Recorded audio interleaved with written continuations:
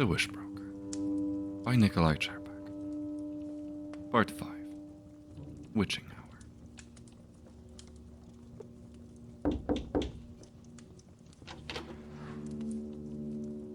"You shall not freeze tonight, priest," the intruder exclaimed, proudly carrying a large bundle of wood and making their way to the few pitiable embers. All light and no heat. And without time to spare, it seems. "While it was still lit, I managed to brew some tea," Elias pointed at the 2 cups next to the hearth. "How thoughtful. I was truly fortunate to be hosted by a clergyman." The Wishbroker took their time carefully stacking the firewood, setting the foundations next to the cobbled hearth while setting aside the pieces which were dry enough to catch fire. Nothing else to be expected of a group of people so driven to help others. The driest branches formed a miniature pyre, its walls containing the pathetic twinkling embers. "I never shirk my duty, including hospitality. Such is devotion." The priest reached towards the 2 cups, one clay and one of tin, each with a different purpose. He shuffled in his seat, picking up the tin cup and handed it to the Wishbroker. "Thank you. Are you feeling up for another discussion?" With a deep inhale, they attempted to gently breathe life into the fire. They did take the cup out of Talias's hand. "What on? What do you wish to discuss?" He hoped that his wit would buy him time until he could rid himself of yet another threat.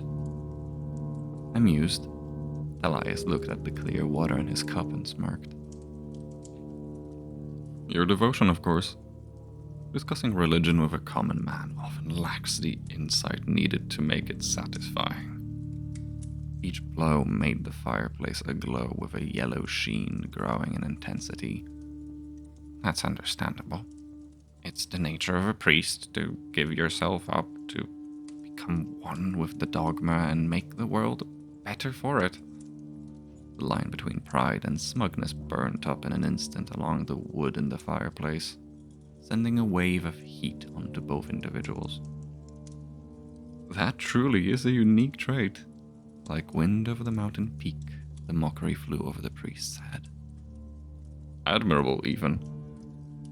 Bringing order is a long journey over jagged rocks and hills, but those who are deemed suitable for it almost have an obligation to do so," to Elias. The soft crackling of firewood was an applause. "Deemed as such through higher authorities, given the right to decide by all the celestial bodies watching over us from above." The Wishbroker spoke in a tone of a hunter laying down snares. "Then you must see the opponents of the Pantheon as quite the danger. They carry subversive ideas and supersede decisions of those authorities." "Are they not a danger?" he said incredulously. "Irregardless of that, I am speaking hypothetically. I do not wish to impress on you that I see any flaw in their order. Such people offer counterpoints, much like in a discussion. Their pushback serves to reconsider stances or even change your mind. But we cannot discuss it. Discussion is based on the assumption that something is not correct, that it is up for questioning. I am willing to discuss someone's perspective, but even that is done so with the intention of swaying them." The fire burned hot enough for another log to be thrown in, crackling the twigs on impact. "Your bluntness is appreciated." The diviner's tongue moved aside for the time being, it seems. "And it was replaced by that of a preacher. Yes, but that's just that. We preach, we sway, we ultimately convince. Even the role of a seer is solely about communication. You read the portents in whichever form they appear, and convince others that such is the future. To bring it into reality? No, not at all. Because it already is the reality. The board has been set, we just communicate what moves have been made. Then why convince others? Why preach then? Because resisting reality doesn't stop it, but it slows it. We have an obligation to bring upon paradise. Slowing its coming is cruel. Another priest would say that it is done for the sake of the lives of those who doubt, that you care enough to see them become better people, living in accordance with the dogma. That's a more personal view. I have spent years looking up at the stars, seeing their movements. They are uninhibited by us, constant. I appreciate those who wish to save people who swim against the current from drowning. I do. But we see the larger picture here. We steer the ship that will sail on with the current regardless. You appreciate them? It was an accusation, in a poor disguise of a question. Again. You appreciate them? It was an accusation, in a poor disguise of a question. It sounds like you consider them an obstacle. You got me there. Elias smiled, raising his hand in a gesture of surrender. But I don't want you to take me for a radical. I may hold these opinions, yes, but I would not call for the removal of the faithless. Compassion and devotion both are required of a priest. Therefore, I am compassionate. The faithless therefore receive a chance to change their ways. That is admirable. Wishbroker took a step forward and stared at the priest. His steps were strikes of a gavel, bringing silence to the room. However, there is something I have omitted from you. Not maliciously, mind you, but now I've grown curious. And what may that be? My friend from Buchenberg, Willem, in his youth, he carried some controversial opinions. Ones that aligned with the creed of Heresiarch Chiron and his Phoenician followers. Schismatic lived so close to the church capital. A bold and risky decision, unless he was subtle about it. See, here's the thing. He was quite proud of his past, vocal too. Maybe he has bitten his tongue around clerics, but I remember him never taking down the ash bowl and the marble egg from his table. If you went to his house, I'm sure you would have seen it. Elias became wary of the sudden turn. For the first time in his life, he understood gamblers. Those who learn to hide themselves behind a veil of half-truths. His words were chosen carefully, the dangers of black feathers avoided with each syllable. Is that so? Why are you telling me this? To clear up my next example. If such a heretic were even partly in the care of you or your friend, how would you react? I have an inkling you wouldn't be too keen on assisting the man. If what you say about him is indeed true, he replied, feigning contemplation, then lending assistance to that man would not be something I would approve of. But would it end in disapproval? Wouldn't the same devotion drive you to action? Wishbroker picked up the tin cup off the floor and sat down next to the fire. Elias felt the tension of rolling drums due to come to a crescendo alongside the first sip of the tea. What action would that be in your mind? Would you expect me to smite down the heretic? Call the Red Omen's Inquisition on him? Cast him out of his home with nothing but the cloth on his back and a whip? Let him follow in the penitent footsteps? Overt retribution like that does not seem becoming of a diviner. What are you suggesting then? Subterfuge? The priest's skin was begging for a flush of color. Am I? From what I have seen of you tonight, you did not strike me as a person who would stoop low to such means. Backstabbing, strangling a sick man in his bed. The Wishbroker lifted the cup to their mouth and sipped on the barely warm tea. Poison? A wave of relief has washed over Talias. What happens after this moment was set in the stars, all to his will. After the first wave came confidence. Anything said after this point would no longer matter. Talias considered simply humoring his guest and his prying questions. In what would be his final moments, after all?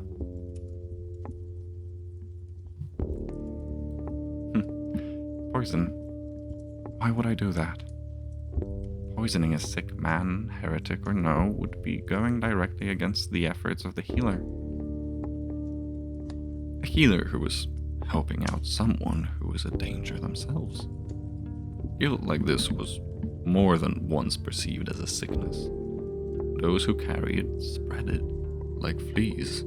It's a fair summary of the post-schism bulla. The decree of the year 14 did intend to ostracize the remnants and the sympathizers.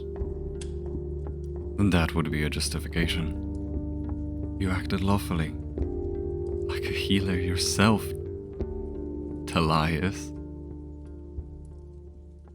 I never told you my name. The priest's name on the Wishbroker's lips was the slamming of a gavel.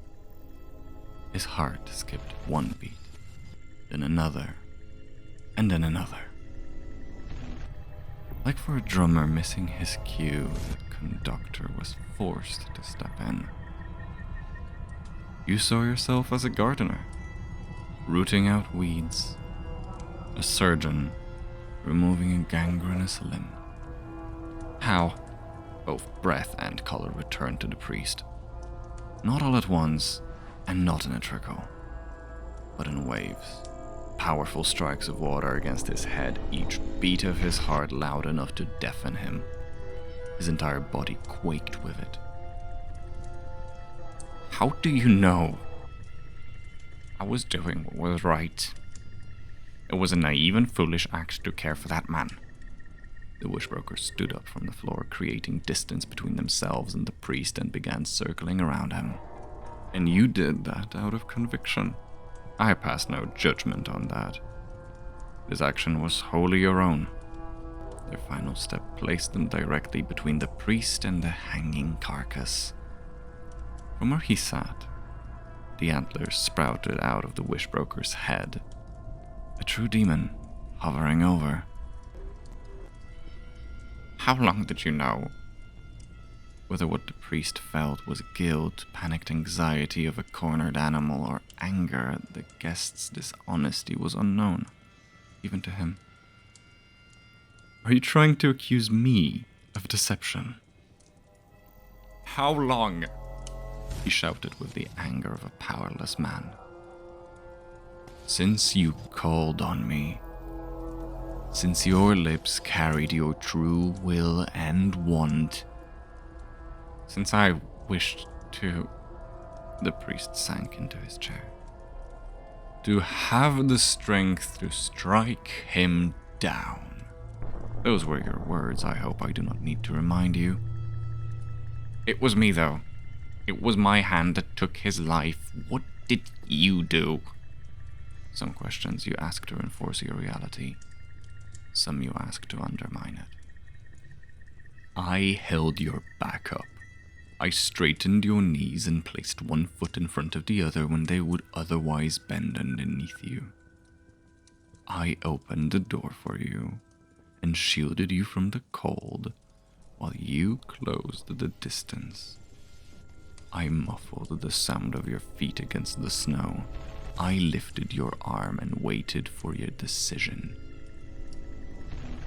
For this time I became your hatred. And what a time that was. Then it was you who moved me to do it. You abused a moment of weakness, tempted me with your forked tongue, seeped venom into my ears. I can swear I did no such thing. Lies are not partial to my vocation. Manipulation is of very little interest to me. It's dull. If I pulled any strings, I would only see what I wanted to see. This way? This way I get to see from top to bottom, from crown to sole, everything you are and everything you want to be. And that quite often surprises me. You saw our argument? Yes. And my sickness.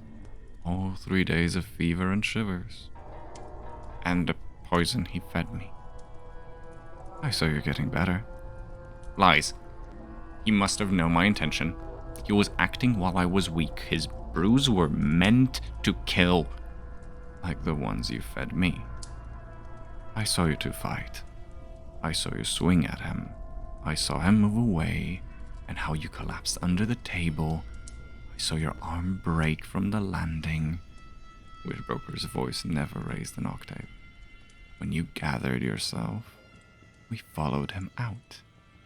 While he was out in the forest to find firewood to let you regain your bearings and calm down. Together we stalked him as if he were prey. I heard your mumblings. You see, wishes are my vocation, but I did all of that for the Pantheon. He was a guilty man. You did not utter a prayer when your knuckles whitened around the stuff. Your words were not addressed to your crone or to her stars. He deserved it. It was justice. I do take great interest in curses. You would think I would lose interest from their sheer repetitiveness. But you would be wrong. I did what I had to. His voice dropped. Jealousy. The common thread among all the little men who would see themselves tall. And you, Talias, are a small man who could not comprehend that someone could carry more love in their heart than you. And moreover, that they could find conviction in that love. Their shadow continued to creep across the walls. If Talias was an empathetic man, he would understand a mouse cornered by a cat in that moment. But instead, he still saw himself tall. Talias stood up, knocking over the chair in the process, which landed too close to the fireplace. Were it made of flesh, it would try to pull away for fear of scorching the skin. Unfortunately, being made of wood, it could only burn. Grasping in his hands a pouch of sanctified salts and incense, the priest hurled it into the flames and, looking away, made his escape through the door and out the cabin. His only cares were to make it out and not to disturb the line of salt on the threshold. When the leather burned away, the contents released the only prayers that were to stand witness to this night. The prayers enchanted there by holier men than him. The flash of golden light was immediate, resulting from the first flame touching the salts. The smoke which followed was heavy and trapping in its density. Both of those, in tandem, were enough for the creature to flinch, allowing the priest to escape. The creature, which was allowed in and over the protective ward, could not give chase. It could not leave. Talias' panicked, hobbled dash through the woods was desperate. His knees numbed by cold, bending under each step far enough to cause him pain, but not enough to cause him to stumble. It was only luck that allowed him to run as far as he did before tripping on a tree root. Out of breath, he turned onto his back. Too exhausted to move further, he could only stare upwards. On a regular night, the sky in the darkest part of the night was when he would watch the movement of the stars. From that, he would translate the will of those above him. Sent up north to see and divine from the northern lights, in his last moments, he could have foreseen what was to come. In those last moments, his eyes could trace the waves of light as they danced from one constellation to another, like a mime veiling words in movement. From those words, he could have read a prophecy of downfall and of rebirth. What stood in the way of his original duty was the smoke drifting upwards from a burning wooden cabin. Moments before his death, he would remember the Wishbroker's promise that he would not freeze tonight, and that much would become apparent in time to come.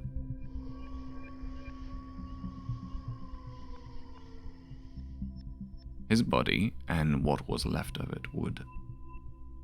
When what once called itself Telias, the inhabitant of meat and tendons suspended over bones and guts, had left in search of its place between stars only to find the vastness of the void unimaginable, only then would his body freeze.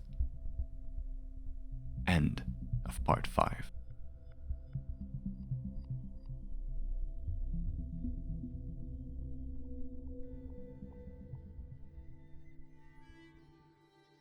Part 6. Before sunrise.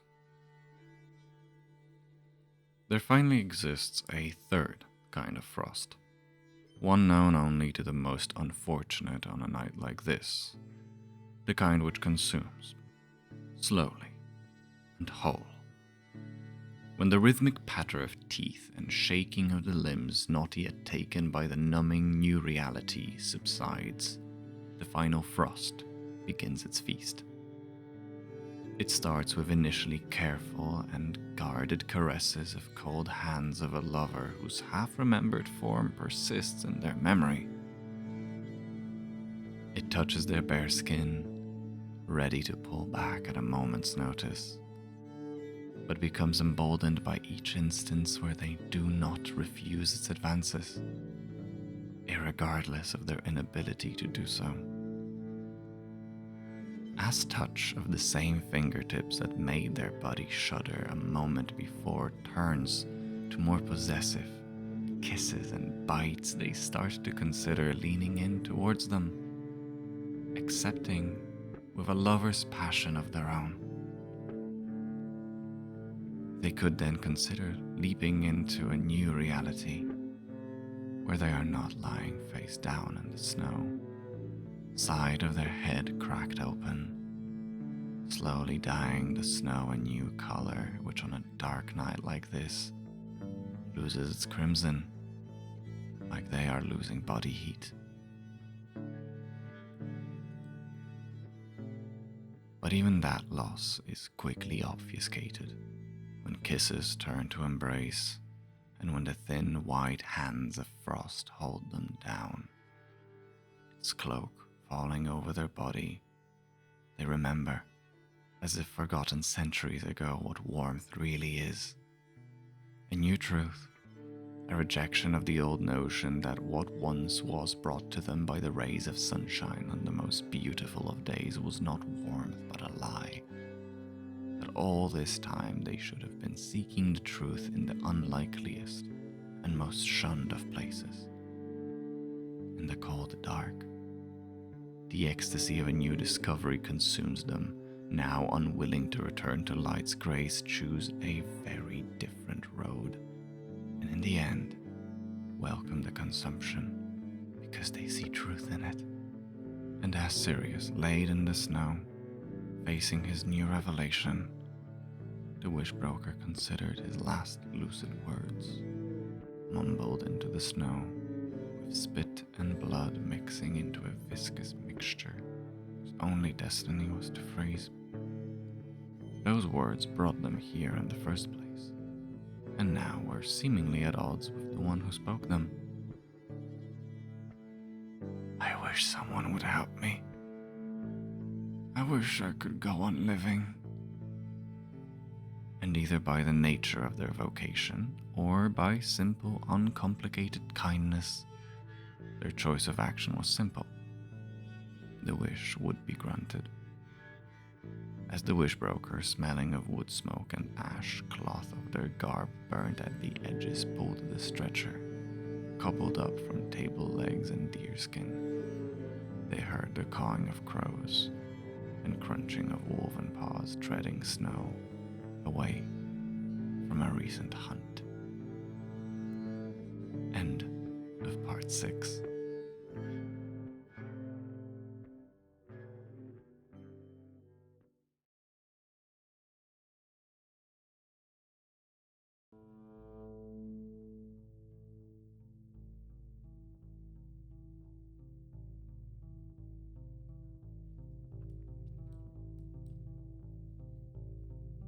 Part 7. Sunrise. Epilogue. The sun is traditionally placed above the judge in the courts of Kirchenwald. This is because the sun will always be the first true witness of any night's acts. The first rays of Father Sun's light pushed through the tree cover to find the inhabitants of a cabin, and found neither man nor structure. The subsequent rays of Father Sun searched through the snow-capped valley looking for survivors and found a few. A pack of wolves, fed well enough to last them the next night, sat huddled close to each other in the cave they made a home out of, safe from the wind. They also found a man, wrapped in a wet deerskin, walking towards the thousand lights. The final rays of Father Sun's rise this morning searched for justice, and found none. They searched for mercy and found very little. It was not a good morning. The scales that weighed good and bad did not stop shifting in their balance. But that was not unique. Ever since they left the crucible of stardust they were first forged in alongside their siblings, which measured justice, never once gave a definitive result, and thus were deemed defective by the architect and discarded. It would not be the first bad day that Sirius would experience. In fact, there still were many ahead, more than anyone would care to count or foresee. But this wouldn't change the way of things.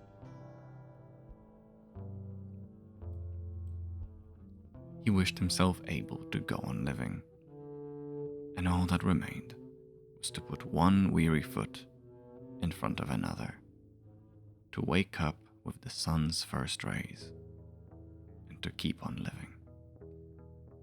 And so, he would. The end.